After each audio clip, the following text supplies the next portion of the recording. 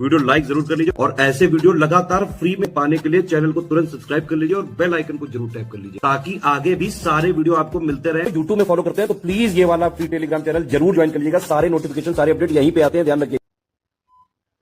नमस्कार दोस्तों, exam preparation में मैं प्रियंका एक बार फिर से आप सभी का बहुत बहुत स्वागत करती हूं। और हम लोग टॉप 500 एमसीक्यूज सॉल्व कर रहे थे। पार्ट सेकंड है भारत के इतिहास का। इससे पहले पार्ट 1 हो चुका है और सेकंड पार्ट हम लोग फिर से कंटिन्यू कर चुके हैं। अगर आप यूपीपीएससी से रिलेटेड किसी भी एग्जाम की प्रिपरेशन कर रहे हैं, यूपीपीसीएस, आरओ री एग्जाम के लिए, बीईओ, यूपीट्रिपलएससी के कोई एग्जाम, इन सभी के लिए जहाँ भी इतिहास के प्रश्न पूछे जाते हैं उन सभी के लिए सीरीज बहुत ही महत्वपूर्ण है। यहाँ पर आपको आधुनिक, मध्यकालीन और प्राचीन भारत, इन तीनों के इतिहास से रिलेटेड प्रश्नों को आप देख सकते हो। इसके अलावा अगर आप पेड कोर्स में इंटरेस्टेड हैं तो अभी स्टडी फॉर सिविल सर्विसेज के द्वारा अपना नया कोर्स लॉन्च कर दिया गया है। मात्र 1600 रुपये में आप प्रिपरेशन कर सकते हैं यूपीपीसीएस के लिए, जो कि अभी प्रीलिम्स एग्जाम होने वाला है, और आरओ री एग्जाम प्रीलिम्स के लिए आप प्रिपरेशन कर सकते हो मात्र 800 रुपये में। इसके लिए आपको स्टडी फॉर सिविल सर्विसेज का ऐप डाउनलोड करना होगा गूगल प्ले स्टोर से, और ऐप डाउनलोड करके आप जो भी कोर्स परचेज करेंगे वहाँ पर आपको एक कूपन कोड अप्लाई करना है, ज्ञान सर, जो कि अभी 20% का डिस्काउंट मिल रहा है, वो आपको अवेलेबल हो जाएगा। तो पूरा वीडियो ध्यान से देखिए। इससे पहले जो सीरीज मैंने इस चैनल पर स्टार्ट की है वो दोपहर 1 बजे की है, और रात को ये जो प्रैक्टिस करें इसके साथ में पीसीएस के लिए फुल लेंथ मॉक टेस्ट भी चल रहा है। अब ये जो सीरीज चल रही है वो आरओ री एग्जाम और यूपीपीसीएस के लिए भी है। बाकी जो भी क्लासेस चल रही है यूपीपीएससी के सभी एग्जाम्स के लिए इंपॉर्टेंट है। चलिए बिना देर के आज की क्लास स्टार्ट करते हैं। आज के सेट का पहला प्रश्न है, निम्नलिखित में से सही विकल्प का चयन करें। पहला कथन है, बगदाद के खलीफा ने महमूद गजनवी को यमीन उद दौला तथा अमीन उद मिल्लत की उपाधियों से विभूषित किया है। सेकंड है, महमूद गजनवी के आक्रमण के समय हिंदू शाही राज की राजधानी उद्भांडपुर हुआ करती थी। इनमें से कौन सा उत्तर सही है? राइट आंसर होगा ऑप्शन सी, दोनों स्टेटमेंट करेक्ट हैं। नेक्स्ट क्वेश्चन है, महमूद गजनवी ने मंझावन नामक स्थान पर आक्रमण किया जो ब्राह्मणों के किले के नाम से प्रसिद्ध था। निम्नलिखित में से गजनवी का कौन सा आक्रमण ऊपर दिए गए कथन से संबंधित है? 12th इन्वेजन, 13th, 14th या फिर 15th इन्वेजन? इसका राइट आंसर हो जाएगा ऑप्शन बी, 13वां आक्रमण था। अगला प्रश्न देखिए, सही विकल्प चुने। महमूद गजनवी के आक्रमणों से संबंधित है। ऑप्शन ए, तीसरा आक्रमण त्रिलोचन पाल के खिलाफ हुआ। बी है चौथा आक्रमण मुल्तान के शासक फतेह दाऊद के खिलाफ। थर्ड है छठा आक्रमण राजा बजरा के विरुद्ध। और 10वां आक्रमण आनंद पाल के खिलाफ हुआ था। इनमें से जो एक सही है वो हो जाएगा ऑप्शन बी, जो चौथा आक्रमण है वो हुआ था मुल्तान के शासक फतेह दाऊद के खिलाफ 1005 ईस्वी में, याद रखिएगा। तीसरा आक्रमण किसके खिलाफ हुआ था? तो वो हुआ था राजा बजरा के विरुद्ध हुआ था तीसरा आक्रमण, ठीक है। ये कब हुआ था? तो 1004 ईस्वी में, याद कर लीजिएगा। फिर जो छठा आक्रमण है ये हुआ था आनंद पाल के खिलाफ। ये कब हुआ था? छठा आक्रमण 1008 ईस्वी में। और जो 10वां आक्रमण है ये हुआ था त्रिलोचन के खिलाफ, त्रिलोचन पाल के खिलाफ, ये हुआ 1012 ईस्वी में। नेक्स्ट क्वेश्चन देखते हैं, सही विकल्प चुनना है। पहला कथन है, विष्णु शर्मा द्वारा रचित ग्रंथ पंचतंत्र, इसका अरबी अनुवाद कलीला व दिमना के नाम से किया गया है। सेकंड है, पंचतंत्र का फारसी भाषा में अनुवाद बहराम शाह ने करवाया था। इसका सही उत्तर हो जाएगा ऑप्शन सी, दोनों स्टेटमेंट करेक्ट है। 225वां प्रश्न है, गलत विकल्प का चयन करें। पहला कथन है, फिरदौसी को पूर्व के होमर की उपाधि दी गई है। सेकेंड स्टेटमेंट है, फिरदौसी की सर्वाधिक प्रसिद्ध रचना शाहनामा है। थर्ड है, फारसी भाषा की नींव रखने वाला फिरदौसी ही था जिसने अपनी रचना शाहनामा से इसकी शुरुआत की थी। इसमें से बताना है गलत विकल्प कौन सा, और वो हो जाएगा ऑप्शन डी, इनमें से कोई भी कथन गलत नहीं है। 226वां प्रश्न है, मोहम्मद गोरी के आक्रमण के समय उत्तर पश्चिम सीमा पर सिंध, मुल्तान और पंजाब 3 मुस्लिम राज्य थे। इससे संबंधित सही विकल्प चुने। पहला, सिंध में सुम्र जाति के सिया शासकों का शासन था। सेकंड है, मुल्तान में करमाथी जाति के शासक थे। थर्ड है, पंजाब में गजनवी वंश के अंतिम शासक खुसरो मलिक का शासन था। इनमें से कौन सा विकल्प सही होगा? इसका राइट आंसर होगा ऑप्शन डी, ऊपर के सारे कथन सही दिए गए हैं।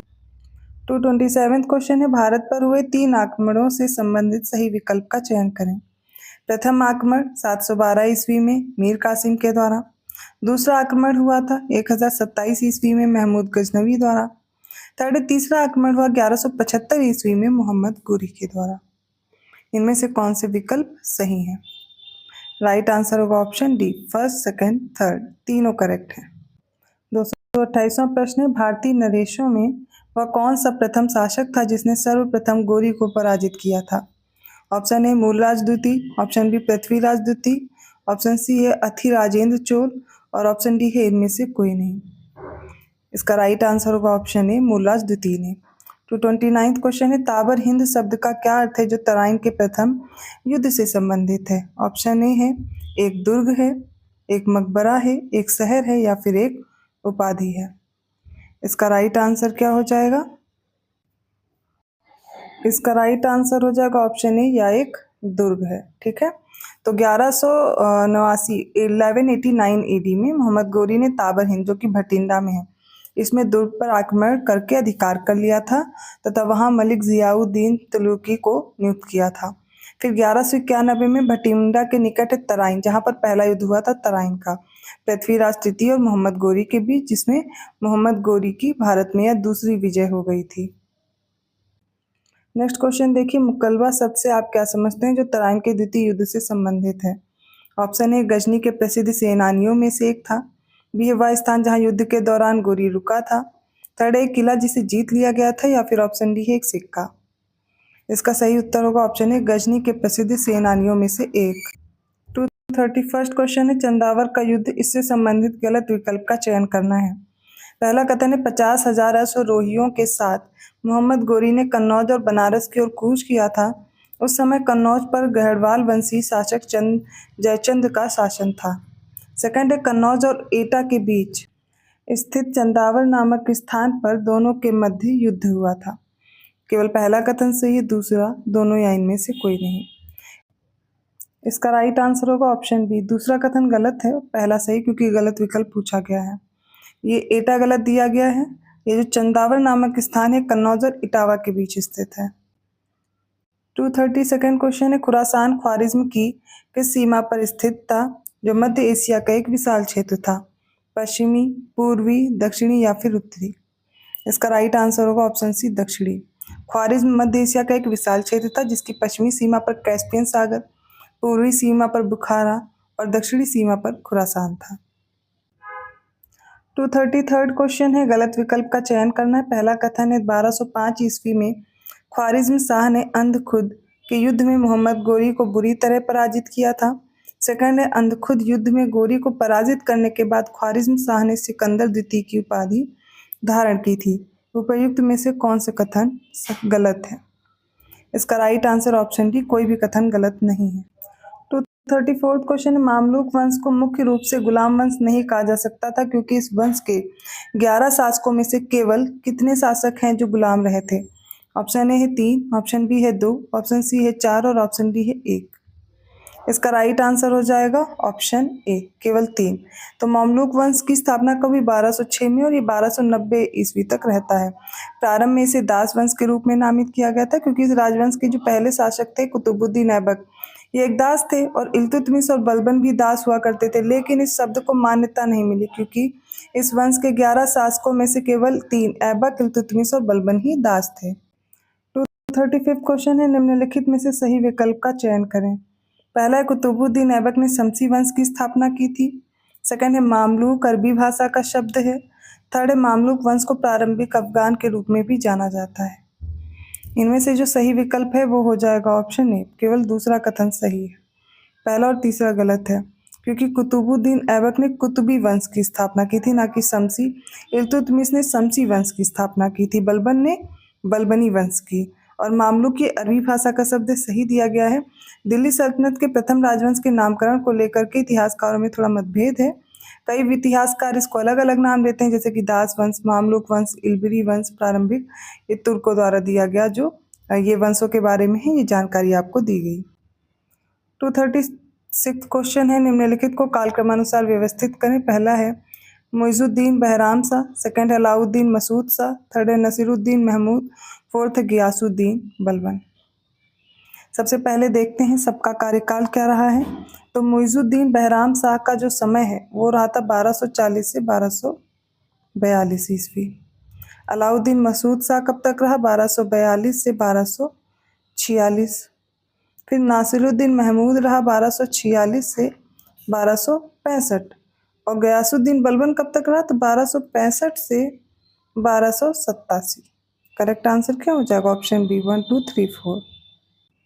237 क्वेश्चन है, निम्नलिखित में से किसे दिल्ली सल्तनत के शाही ढांचे के प्रमुख अंगों इक्ता प्रणाली, सैन्य प्रणाली और मुद्रा प्रणाली को सुव्यवस्थित करने का श्रेय दिया जाता है? ऑप्शन ए है Balban, option b Iltutmish, option c Qutbuddin Aibak और ऑप्शन डी इनमें से कोई नहीं। इसका राइट आंसर हो जाएगा ऑप्शन बी इल्तुतमिश। 238 क्वेश्चन है, निम्नलिखित में से कौन सा विकल्प सही है? पहला है आराम शाह ने ही लाहौर की जगह सबसे पहले दिल्ली को अपनी राजधानी बनाई। सेकंड है बलबन को हातिम द्वितीय के नाम से जाना जाता था। इनमें से कौन सा विकल्प सही है? वो हो जाएगा ऑप्शन डी। कोई भी कथन सही नहीं, दोनों गलत है।